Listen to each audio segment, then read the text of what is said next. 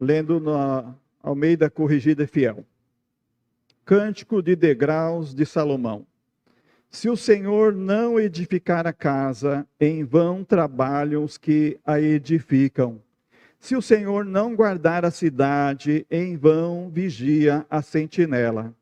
Inútil vos será levantar de madrugada, repousar tarde, comer o pão de dores, pois assim dá ele aos seus amados o sono. Eis que os filhos são herança do Senhor, e o fruto do ventre o seu galardão. Como flechas na mão de um homem poderoso, assim são os filhos da mocidade. Bem-aventurado o homem que enche deles a sua aljava, não serão confundidos, mas falarão com seus inimigos à porta. Podemos assentar, meus queridos irmãos, queridos amigos. O Senhor é quem edifica e abençoa o lar. Fiz uma adaptação do que faltou na mensagem do domingo passado, conectando com o Dia do Homem Batista, e que aquele ponto que realmente faltou é bem relacionado a isso. E reportando então, lendo aqui o Salmo 127, nós encontramos uma das promessas e uma das afirmações mais sérias da Bíblia a respeito do homem, a respeito da edificação de uma família, de uma casa. E começa categórica, dizendo: se o Senhor não edificar a casa, em vão trabalham os que a edificam. King James traduz: a não ser que o Eterno edifique a casa, trabalham em vão os que desejam construí-la. Se o Senhor não edificar, quem é o Senhor? Quem é o Senhor para você? O Senhor, olhando as páginas do Novo Testamento, devemos nos recordar que é o Senhor Jesus Cristo.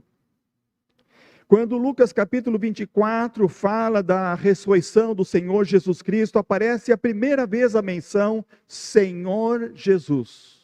A expressão Senhor é a mesma expressão do Velho Testamento para Deus. Ela foi imediatamente conectada, encaixada na expressão de adoração a Jesus. Senhor Jesus. Em Atos, logo no início, aparece várias vezes a expressão Senhor Jesus. Diz o capítulo 4, versículo 33, que os apóstolos davam com grande poder testemunho da ressurreição do Senhor Jesus. Quando Estevão estava morrendo apedrejado por causa da sua fé, do seu testemunho cristão, ele fez invocação e dizia: Senhor Jesus, recebe o meu espírito. Quando aparece pela 10ª vez no Novo Testamento a expressão Senhor Jesus, ela é adicionada de Cristo. Senhor Jesus Cristo. Pedro estava falando naquela assembleia, na discussão se os gentios deveriam se circuncidar ou não, e ele diz: mas cremos que seremos salvos pela graça do Senhor Jesus Cristo. E essa expressão mais comum no restante do Novo Testamento, especialmente em Paulo, em que ele expressa Senhor Jesus Cristo. Senhor Deus, Kyrios, Deus, Jesus, o prometido, o Salvador que veio morrer por nosso pecado na cruz, e Cristo, o Messias, aquele prometido a Adão e Eva, que da mulher nasceria para esmagar a cabeça da serpente. Por isso Paulo escreve, final de Romanos: a graça de nosso Senhor Jesus Cristo seja com todos vós. Meus irmãos, como nós precisamos do Senhor Jesus Cristo, da sua graça em nossa vida, em nossa família, em nossa vida de homem. Precisamos, mais uma vez, despertar a masculinidade, que está sendo muito combatida e desvirtuada pelos meios de comunicação, porque há todo um esquema mundo afora e aqui dentro,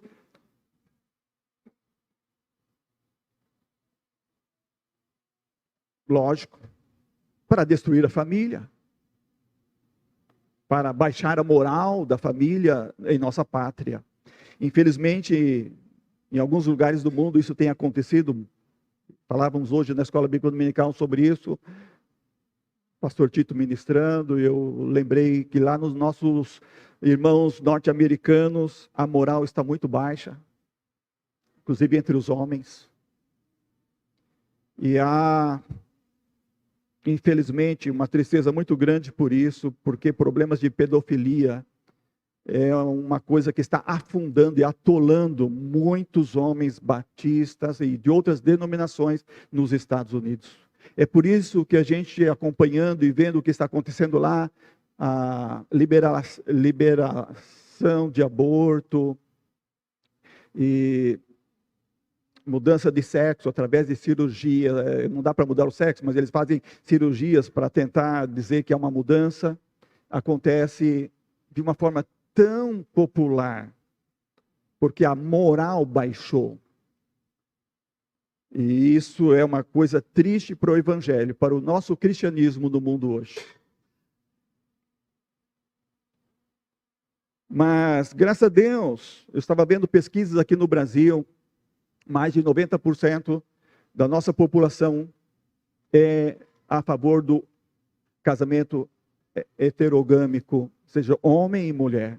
Então, mas como que um pequeno percentual da população pode fazer tanta publicidade? Porque eles estão infiltrados nas faculdades, e nas escolas, e na mídia de modo geral. E então eles fazem toda essa propaganda parecendo que a maioria quer isso, e não é verdade. Então devemos defender a masculinidade, como Deus criou o homem, macho e fêmea, homem e mulher, porque não há como edificar o lar sem essa bênção de Deus. Homem sendo homem, mulher sendo mulher, é assim que Deus edifica. Jesus edifica e abençoa o lar com amor. Tudo que a gente vê fora disso é perversão, não é amor, é paixão carnal. Mas quando nós olhamos para a Bíblia, nós vemos que Deus edifica e abençoa o lar com amor. É amor de Deus, é amor altruísta, é amor verdadeiro, é amor que realmente edifica uma família. Isso é que o salmista está dizendo, e esse salmo é de Salomão. Como é que o Senhor edifica a casa de um crente? Como é que o Senhor abençoa a casa de um crente? Primeiramente, nessa introdução, há de se dizer que não é com dinheiro. O dinheiro, disse alguém, um anônimo, não sabemos quem escreveu isso, está no livro Vida em Família, de John Blasher, e ele fala, o dinheiro pode edificar uma casa, mas é necessário amor para fazer dela um lar. Então não é com dinheiro que Deus edifica a casa do crente, é com amor. O dinheiro, disse alguém, diga-me onde gastas o seu dinheiro e te direi quem és. E muita gente tem problema nessa área do dinheiro. O que o dinheiro influencia a sua vida e as suas relações. Pode-se escrever sobre uma pessoa, sobre a história dela e o seu envolvimento, o uso do dinheiro. Então isso dá para escrever um livro. Mostrando a sua educação, o seu convívio familiar e como isso influenciou os seus hábitos de consumo e dramas emocionais e a sua relação com o dinheiro. E aí quando entra num casamento, e se uma pessoa tem um equilíbrio e a outra não, aí então muitos dos conflitos vão surgir por causa simplesmente do dinheiro. Como a gente tem falado e repetido algumas vezes em palestras para casais, para algumas pessoas não se diria até que a morte os separe, até que a dívida os separe. Quando um ou outro endivida o casamento de tal forma que o outro não aguenta uma situação insustentável. Quando eu ministrava no seminário e fazendo estudos com vários alunos de várias turmas anuais, eu fiz uma pesquisa. E uma dessas perguntas na pesquisa dizia, marido, o dinheiro que a esposa ganha é dinheiro dela? Então eu fiz os gráficos, e o gráfico como você imaginando, aqueles gráficos de pizza, E então, em fatia, você pode imaginar todas as cores daquelas 5 respostas diferentes. Homens, um pouco diferente das mulheres, como imaginam essa resposta, ou como realmente vivem, e é a realidade dessa resposta. Homem pensa dinheiro de um jeito, mulher pensa de outro jeito. Ou a outra pergunta, como o dinheiro pode ser melhor manejado? Se através de uma conta bancária conjunta. E os dois lados têm posições às vezes iguais, às vezes diferentes. Entre concordo plenamente, concordo em parte, não sei, discordo em parte ou discordo plenamente. É muito interessante ver como homens pensam e mulheres pensam diferente. Como eles têm atitudes diferentes.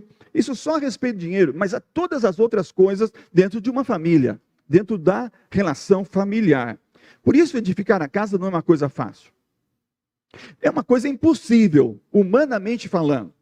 Por isso a Bíblia diz, se o Senhor não edificar a casa, em vão trabalhos que a edificam. O Senhor não edifica com paredes e com teto. Uma casa é feita de paredes, um apartamento, uma mansão, um palácio, um castelo. Mas um lar não é feito de paredes e teto. O lar é feito de amor. Um lar é feito de cuidado, responsabilidade, respeito, consideração, fidelidade, sabedoria, oração, carinho, sobretudo manutenção continuada. Uma coisa que você não para nunca de fazer, de cuidar, de amar. Então, por isso, temos que voltar para a Bíblia e entender que quando Deus está falando que edifica o lar, é com amor. Que amor é esse? Essa Bíblia nos fala que é amor relacional.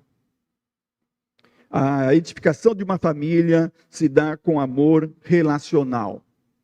Mas deixa eu falar antes que tipo de amor que não é de fato um amor que edifica uma família. Primeiro, o amor de dependência.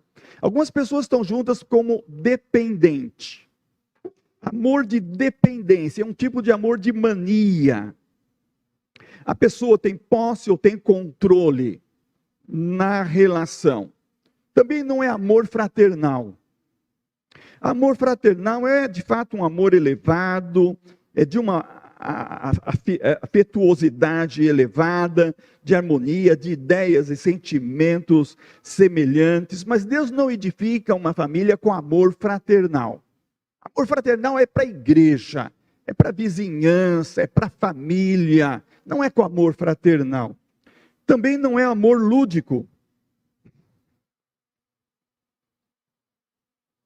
Deus não edifica o lar, o homem, mulher, seus filhos, com amor lúdico, amor tipo diversão. Há muitas pessoas que estão casadas por causa desse tipo de amor, diversão. Eles têm brincadeiras, eles têm compromissos, têm vínculos, mas dentro dessa área de diversão. É divertido, o casal é descontraído, gosta de brincadeira e jogos de amor. Mas uma família, um lar não pode ser edificado. Pode ter esse tipo de amor na relação, mas não é esse amor que edifica. Também não é o amor pragmático. Alguns casais se uniram e permanecem unidos por interesses.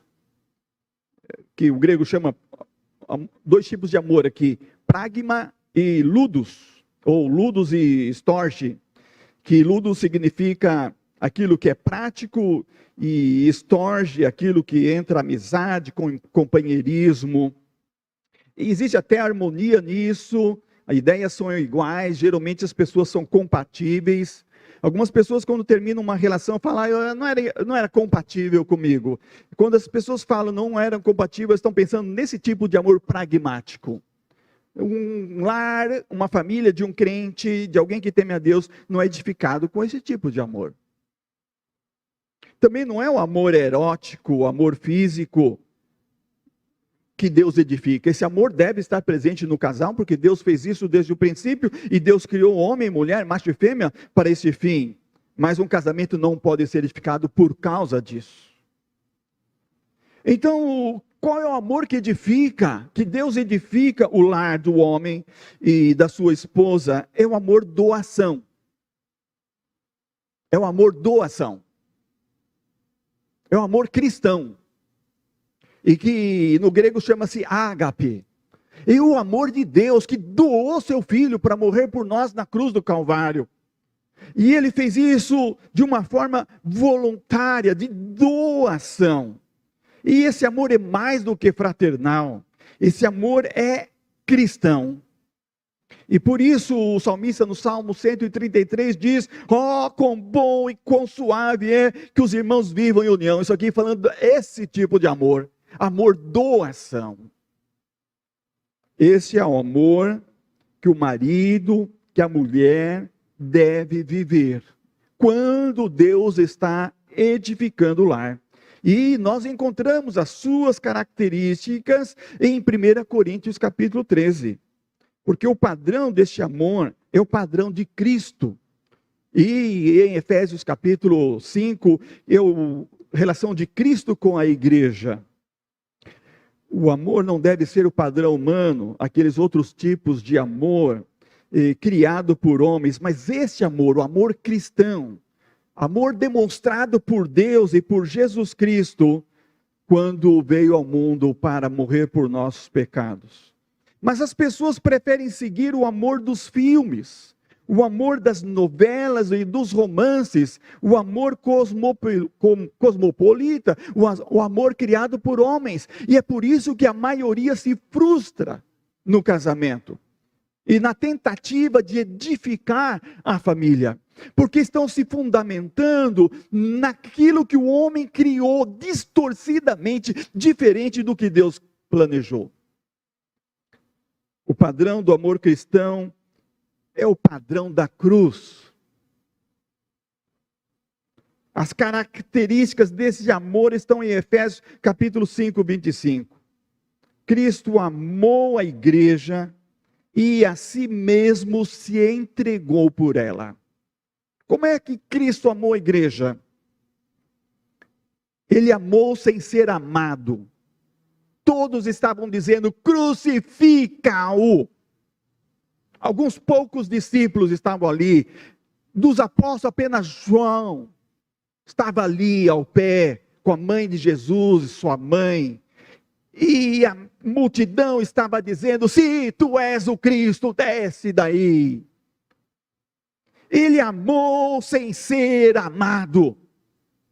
Ele amou com um propósito, e era a redenção da humanidade. Ele amou voluntariamente, ninguém o obrigou. É verdade que no Getsemane, Jesus dizia ao Pai: Pai, se é possível, passa de mim esse cálice. Ele sabia: eu não quero morrer. Ele sabia que a morte seria horrível. E ele orou ao Pai pedindo permissão para não morrer. E Deus lhe disse que não tinha um plano B, que não tinha uma outra coisa a ser feita. E então ele disse: então seja feita a tua vontade. Então ele amou voluntariamente. E ele amou totalmente. Ele não amou um pouco. Algumas pessoas entram no casamento amando só um pouco. Dá certo um casamento assim? Um homem entra no casamento amando um pouco só. A mulher entra no casamento amando um pouco, uma parte. E até diz para o fulano: eu te amo 50%, 50% é o outro. Dá certo isso? Não dá certo. Jesus amou totalmente. Quando nós amamos totalmente. Não há parcialidade. Então, é esse amor que se esforça para satisfazer, para nutrir o outro, sem nenhum pré-julgamento, alguma exigência, usando aqueles tipos de amores humanos. Não. Porque o amor ágape, amor doação, amor cristão, não é como amor pragmático. Tem que haver compatibilidade ou algum interesse pessoal egoísta, não é? Então, Efésios 5, 29 diz: ninguém odia a sua própria carne, antes alimenta e sustenta, como também o Senhor a igreja. Então, esse é o padrão. A família que é edificada em amor relacional vive e deve viver esse amor dia a dia. descrito aqui em 1 Coríntios 13. Domingo passado, fiz menção de duas características, especialmente o amor é sofredor, apresentando o exemplo de Edmeia Williams, em como ela disse que foi amada pela madrasta, que acolheu ela como filha, sendo ela filha do adultério do seu próprio marido. E ela dizia que o padrão de mulher cristã era a sua madrasta, que ela tinha o coração de Cristo, lembra? Isso é uma característica do amor. O amor é sofredor. Você tem sido um sofredor no casamento? Um paciente, outra palavra que você pode usar como sinônimo, um paciente no casamento. Amor é paciente. Também amor é benigno, diz o verso 4, 1 Coríntios 13, 4. Ele é benigno, ou ele é bondoso. Você marido, você esposa, tem procurado fazer coisas boas para ele e para ela? Amor é bondoso. O amor é benigno. É o amor que se aplica em cuidado ao outro. Não só um cuidado físico, mas também cuidado emocional.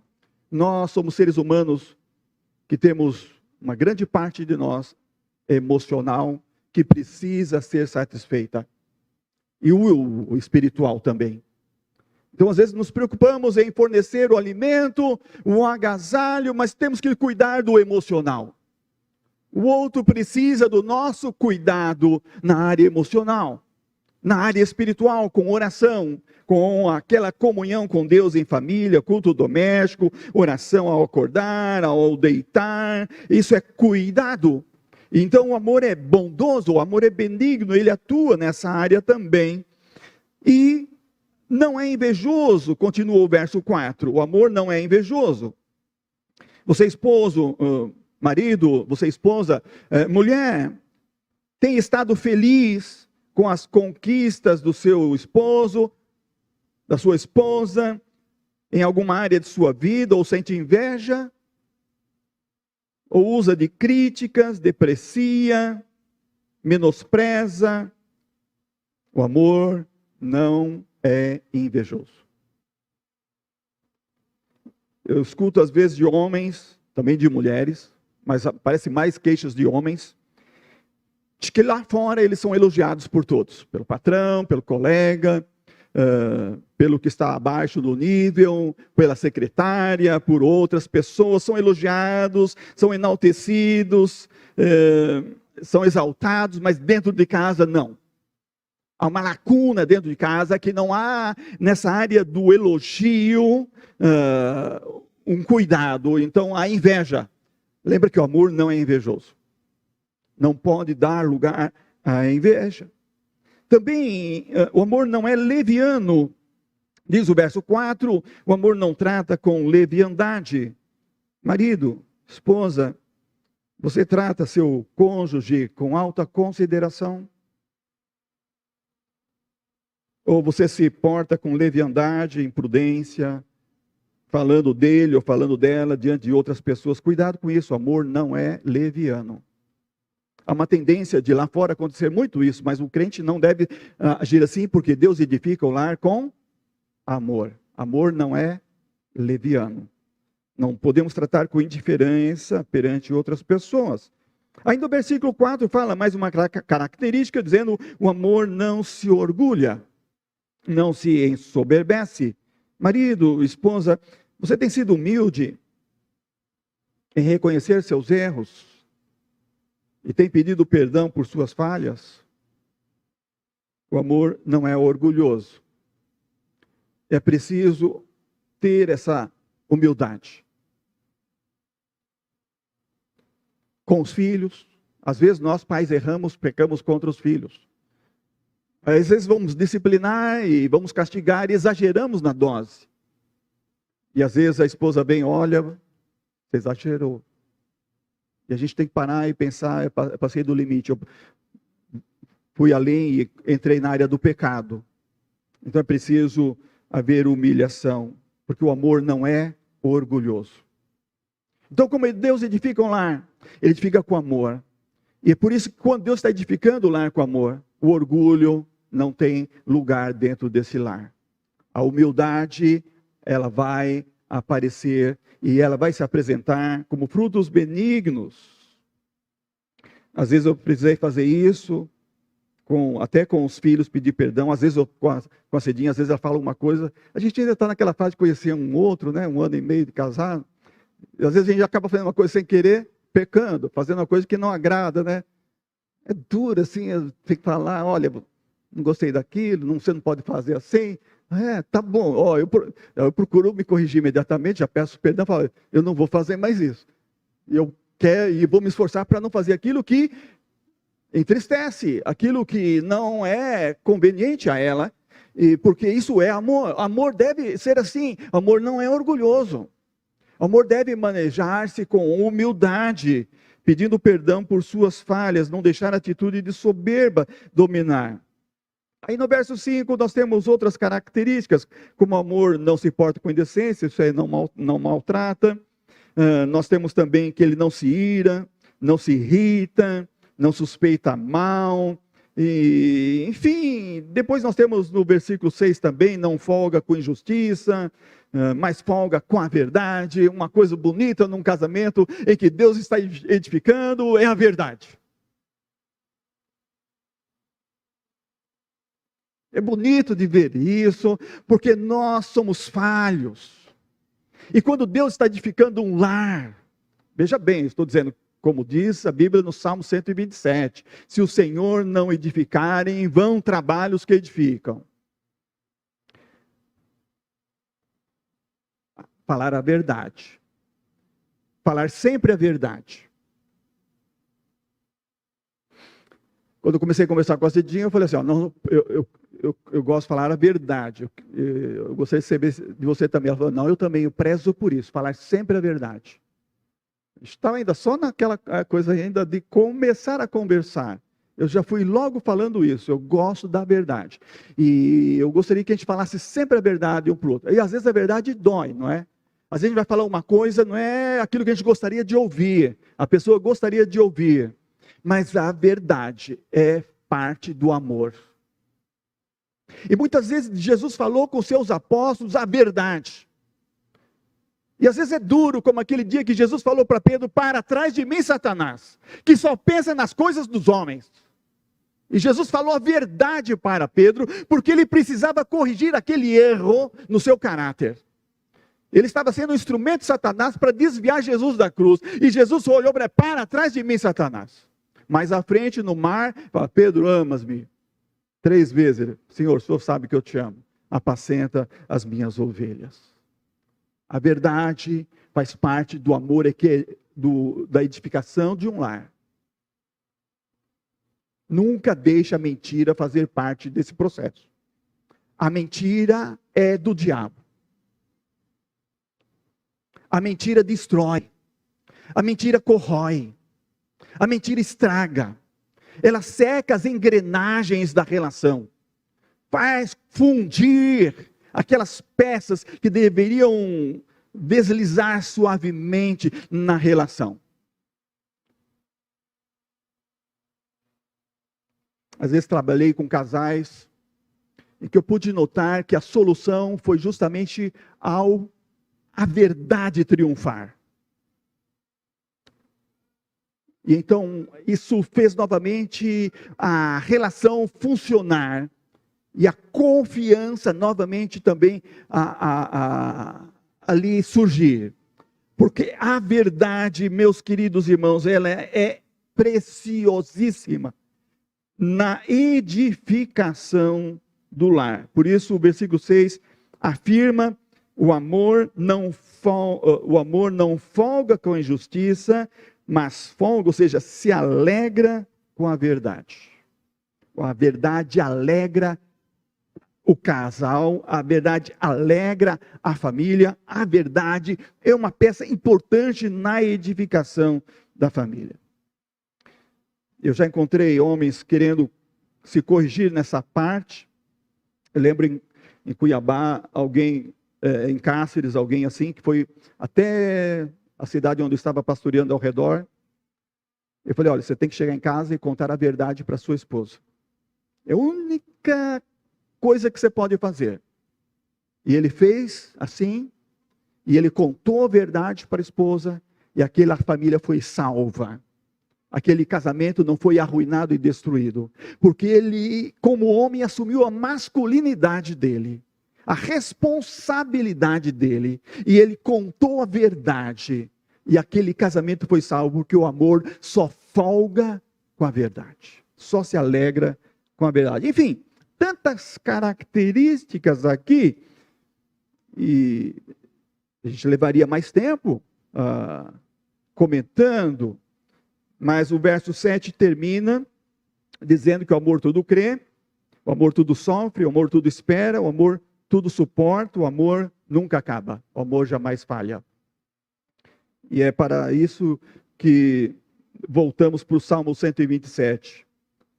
O Senhor edifica, e se o Senhor não edificar, todo o nosso trabalho é vão. E o salmista diz que quando Deus edifica, até quando estamos dormindo, Deus está fazendo com que o edifício do nosso lar, a construção da nossa família, seja próspera e abençoada e seja feliz. Nós temos que fazer aquilo que nós temos que fazer, o trabalho que temos que desenvolver, as atividades que temos que nos ocupar, mas o Salmo está dizendo que Deus dá a nós enquanto dormimos as bênçãos que nós queremos colher, porque são os bens que o Eterno concede aos que o amam, onde há o amor no lar, o amor presente no lar. Então, para viver bem no casamento, lembrando um pouquinho de semana passada, é preciso minimizar, deixar de ver, fazer vista grossa, para muita coisa. Fingir que não percebeu, ignorar aqueles defeitos, aquelas diferenças, e maximizar, ou seja, ser bondoso, amor é bondoso, permitir que só a bondade no coração realmente esteja ali, fazendo com que a relação seja cada dia melhor, e o amor cada dia cresça, floresça e frutifique. Porque o amor é assim. E não há limites para o amor. O amor nunca falha, diz o verso 8. Não há limites para o amor. O amor jamais acaba. Vamos, meus irmãos, nos esforçar cada dia mais, homens, a aprender. Porque é um aprendizado, não é? Aprender o amor. A exercitar o amor. Como disse Catherine Ann Porter, o amor deve ser aprendido e aprendido novamente, mais uma vez. Não há fim para o seu aprendizado. Acho que a gente nunca neste mundo vai conseguir dizer aprendi o amor. Nós temos que nos esforçar e cada dia uma vez mais para aprender. E isso depende de cada um de nós, homens, de cada um de vocês, mulheres, e de todos nós, maridos, esposas, filhos, pais, para que o amor cresça mais e mais, conforme Filipenses 1:9, que o amor cresça em nosso seio familiar. Então, Jesus é quem edifica e abençoa o lar com amor, através do amor. Não é com dinheiro, não é com paredes e teto, é com amor. O verdadeiro amor, o amor doação, o amor relacional. Que o Senhor continue edificando a minha e a sua casa, as nossas famílias, para que sejamos exemplo e modelo para muitos outros. Eu sei que muitos estão olhando para a sua família, e até com inveja. E é bom isso, mas podemos dizer para todos, olha, é possível você também. Aprenda que você precisa do Senhor na sua vida. Você precisa do Senhor Jesus Cristo na sua vida.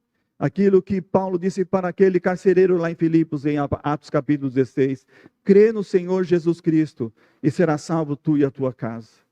E então você vai acreditar que se o Senhor não edificar a família, em vão é todo o trabalho.